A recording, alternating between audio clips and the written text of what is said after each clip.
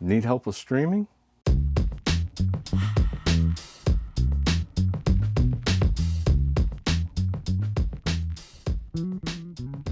According to our YouTube analytics, over 60% of our viewers are over 55. And it seems like anytime we mention streaming audio in one of our videos, we get a lot of comments, a lot of emails asking, what is streaming? And at first I didn't realize how many people out there really just don't know.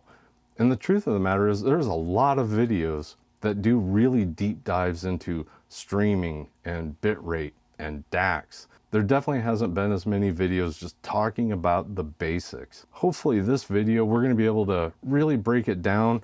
We're gonna keep this really loose. We're gonna give you 3 options on how you can start streaming music, just like the kids today. And we'll be able to get you listening and discovering new music today.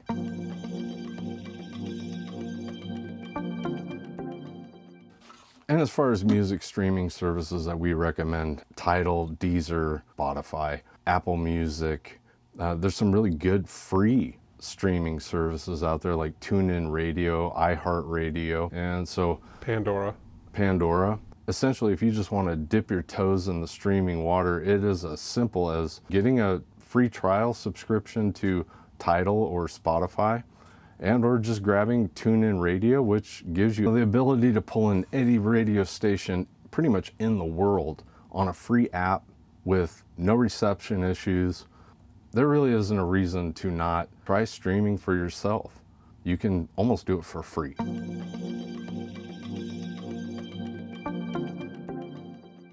Okay, so you picked out your streaming app, you're ready to jump into streaming. We've got 3 ways for you to connect your streaming app to your vintage receiver or powered speaker. And the first one is definitely the easiest, and that would be a wired connection. This is as easy as simply plugging in a 3.5 to RCA or a USB-C to RCA, or what's the Apple one called? And if you have an older iPhone, you can grab one of these little cables. I think it's a Lightning. We'll have a link in the description. These cables you can pick up on Amazon for like $7. For a $7 investment, plugging in pretty much any device into a vintage or a modern receiver is just that easy. Another pro with a hardwired connection is the connectivity itself. You don't have to worry about outside interference. It's as solid as it can be. You know, if you have dropouts or any issues like that, most likely it's with, you know, your mobile phone's network or your Wi-Fi. Having a bad connection between your phone and your stereo at this point is pretty low. You know, it's a hardwired connection.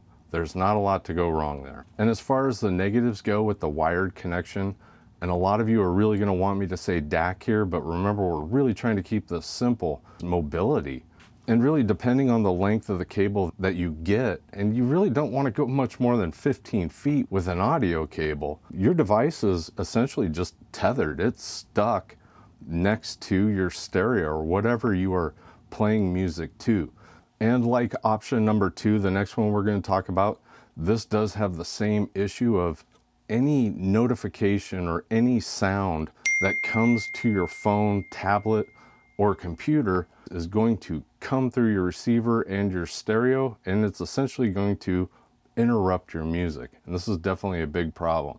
But we're going to show you how that plays out in option 2, which is Bluetooth. And one of the biggest pros with Bluetooth is that, you know, it's really come a long ways since people started using it for audio transmission. Even Macintosh just threw their hat in the ring and made a standalone Bluetooth player. There's a lot of great things about Bluetooth. Let's look at them. One of the best things about Bluetooth is definitely the cost of entry. You can get a really decent Bluetooth receiver for under $30 on Amazon. We've had quite a few of these ourselves. They work really well. They're easy to set up.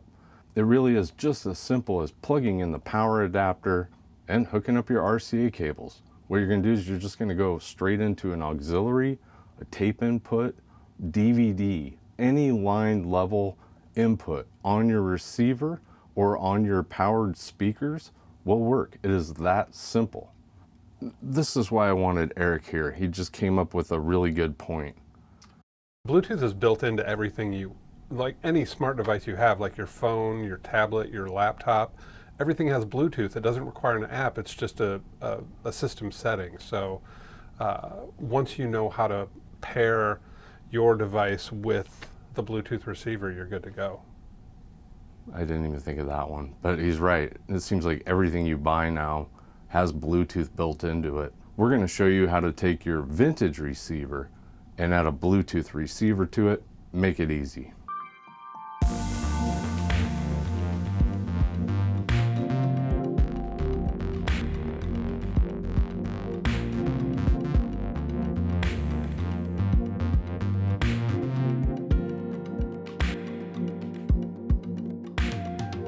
It really is as simple as pushing a pair button on it and connecting your phone, app, tablet, laptop, whatever you're wanting to pair to the Bluetooth receiver. This is no different than it is with a car, Bluetooth headphones. It's really simple. And so now with my tablet paired to the Bluetooth device, anything that has audio in it that I'm playing on here, whether it's a YouTube video, a Netflix movie, it doesn't matter. If I hit play, it is going to play through my vintage receiver.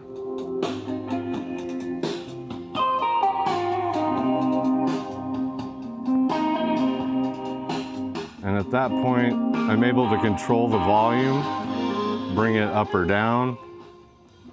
I can pause it. So as far as connectivity, ease of use, it doesn't get much simpler than just adding a Bluetooth receiver to a receiver that doesn't have Bluetooth built in. It's that easy. Let's talk about the downsides to Bluetooth. One is the connectivity range. Most current Bluetooth devices will advertise as 30 feet for range. I usually tell people it's pretty reliable at 15 feet. You might be able to get 30 feet, but you're getting lucky at that point, in my opinion.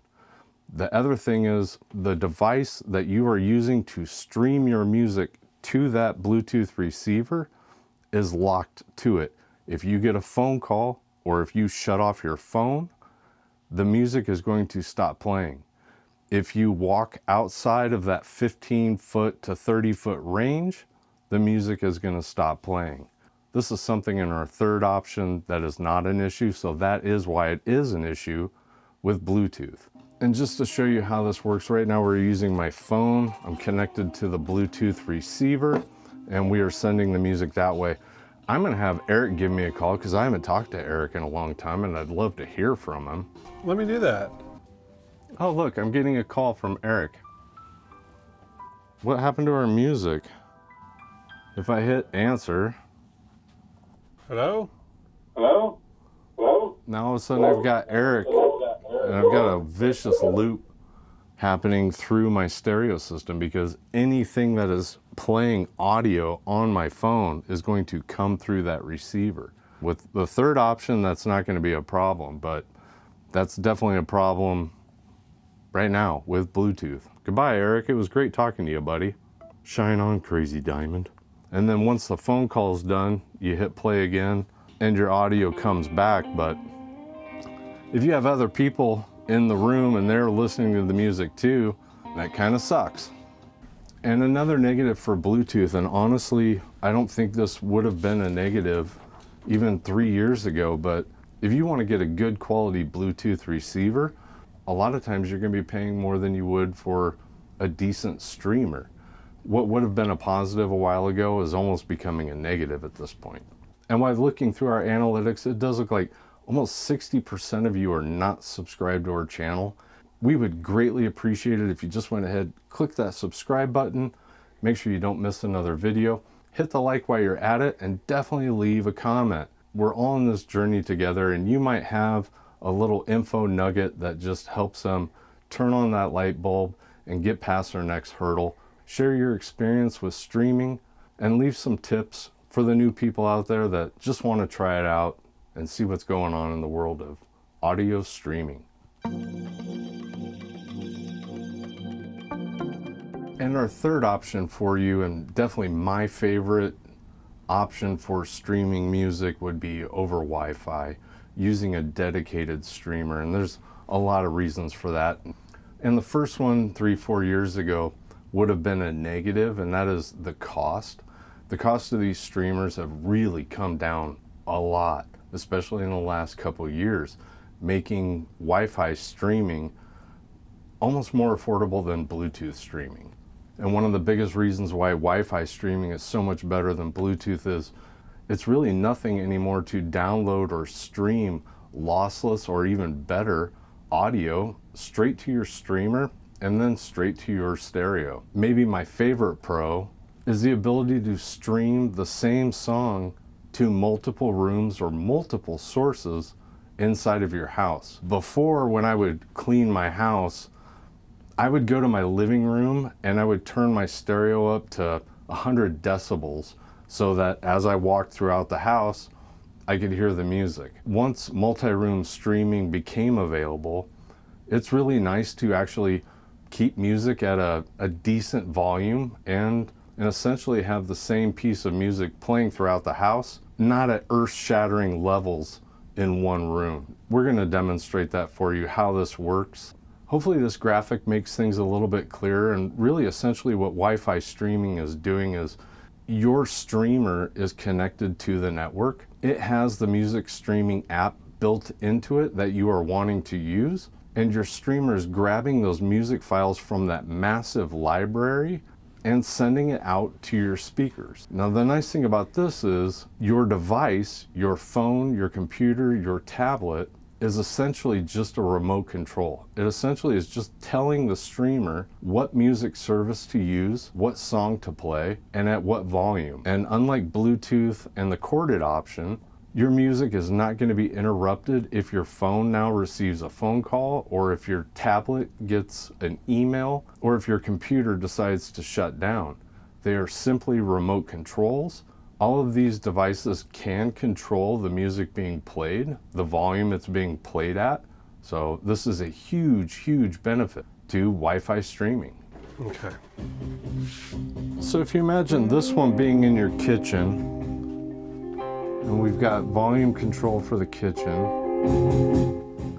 and then you imagine this one labeled Tech Bench is your main stereo room, which is this one right here. You've got a ton of different ways to control these two rooms, whether it's through a computer, whether it's through your phone, tablet, and you essentially can control the volume for each room.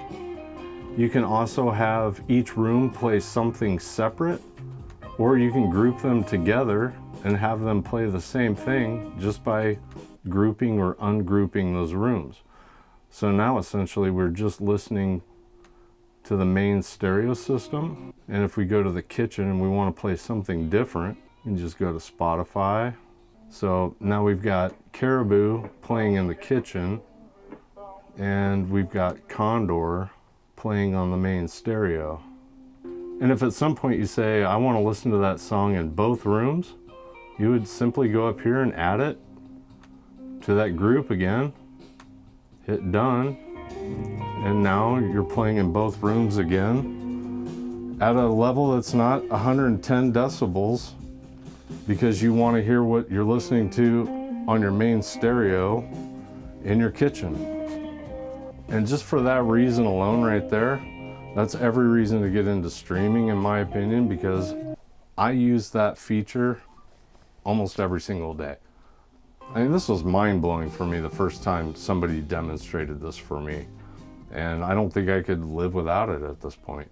And the products that we recommend, grab a Wiim, grab a iSonic. I haven't tried one of those yet, but I've heard good things about them. Those are really good options to get into Wi-Fi streaming really inexpensively. I mean, we're talking under $100 for either one of those. If you're wanting to get into multi-room Wi-Fi streaming, I would recommend going with Sonos, especially if you're not very tech savvy. The differentiator between Sonos and Wiim and the iSonic really comes down to the customer support if you do have an issue.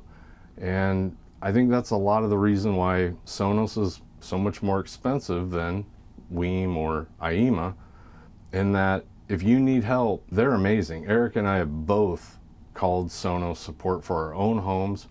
I've had them remote in to my network, look around, see what's wrong, see if there's an issue there, and then tell me how to fix it. The other nice thing with Sonos that is different from Wiim and IEMA and some of the other more entry-level streamers is they have speakers with Sonos built in, they have sound bars, they have the beam, they have the subwoofer. It really is kind of a plug and play whole home audio solution that I don't think a lot of other companies are challenging them on. If you have more questions, definitely join our Discord channel. We have a lot of technicians that are on that Discord almost every single night. They're there wanting to help you out. Or if you just want to get on there and talk vintage audio or stereo equipment, it's a great place for that too. Discord's free, you can join. You can delete the app tomorrow. It doesn't matter, you might as well give it a try. You're getting into streaming, right? If you can do that, you can probably join Discord.